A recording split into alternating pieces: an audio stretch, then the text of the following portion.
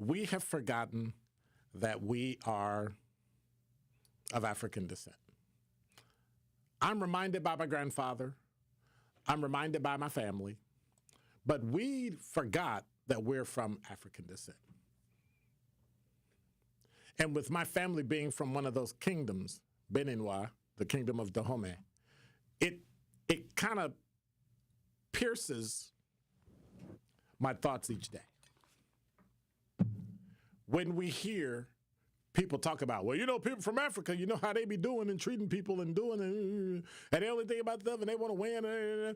And growing up, I didn't know that, but that's the type of thing that was planted in me at a young age. So even when my parents divorced, we were removed from that side of the family.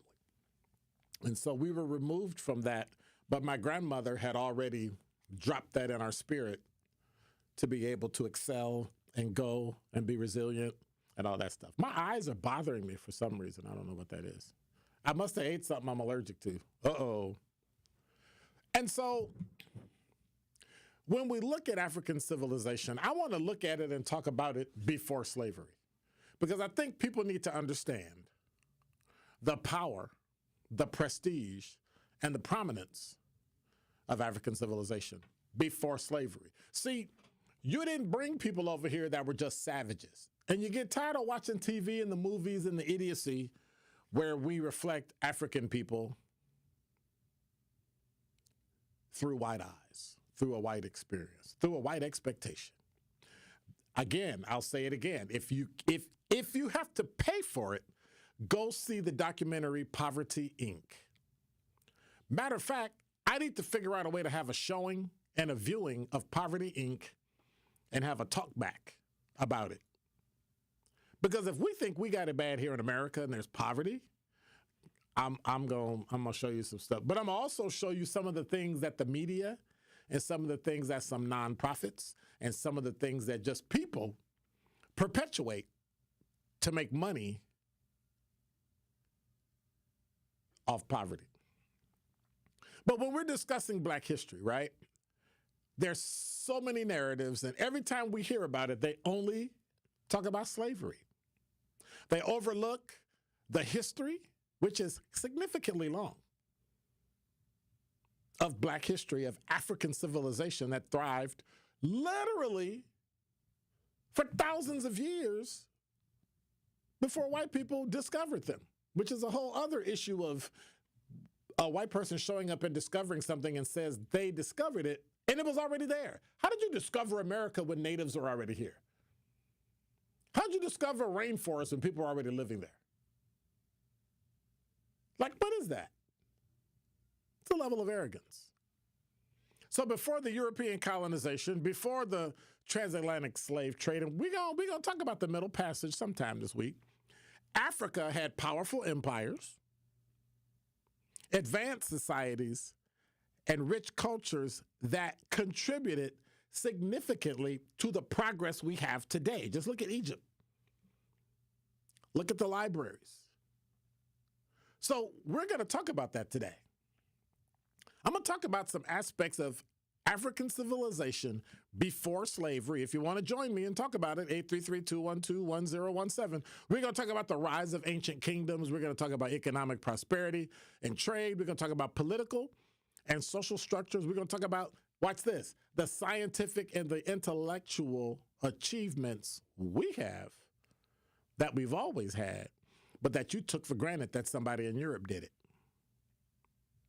And then, of course, we'll talk about the cultural and the artistic expressions, the things and the legacies that we see today. We have to understand, notice I said we. I didn't separate Black versus white versus Asian versus Hispanic versus Pacific Islander versus Native versus, right?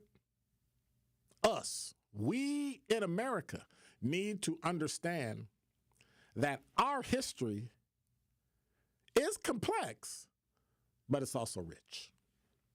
We have a rich and a complex history.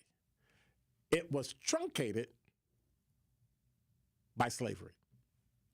And stop looking at everything as it relates to slavery and African civilization as in black or white, left and right. You only get two choices. No, There were many, many, many more choices.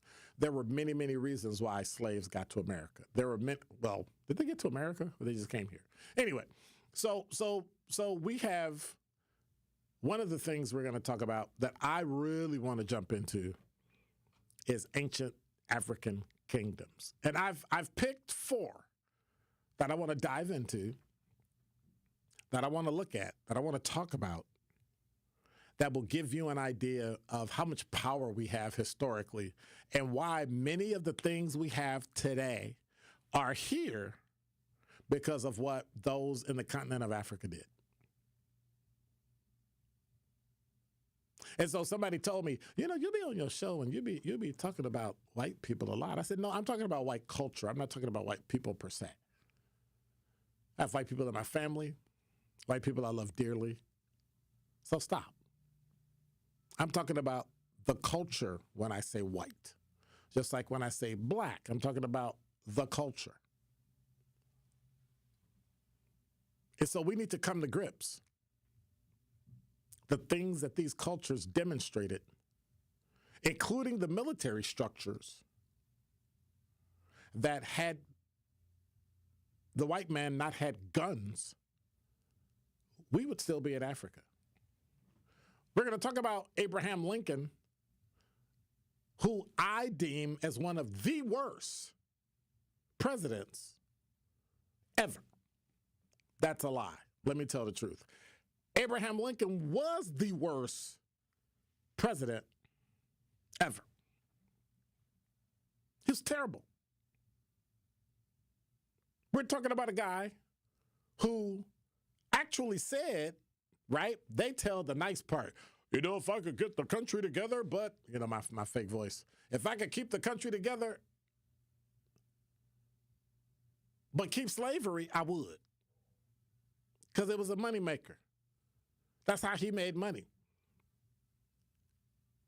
His wife, Mary, inherited slaves from her father. He sold them for money. So make no mistake. It's me. Abraham Lincoln was garbage. And you know why? Because before he died, you know what he was doing? Looking to gather enough ships so that when blacks became free, he could ship them back to Africa. Now, we talk about racism, but then you got Abraham Lincoln. So when we start putting these pictures up of the 3 presidents, or we put the pictures up of the people that, don't put Abraham Lincoln in there. No. Abraham Lincoln is garbage. He was a racist. He was a slave seller. If you own slaves, okay. But you sold them. You made money off of us. That's the problem. And make no mistake, our greatness. And that is Dr. Ken's Truth.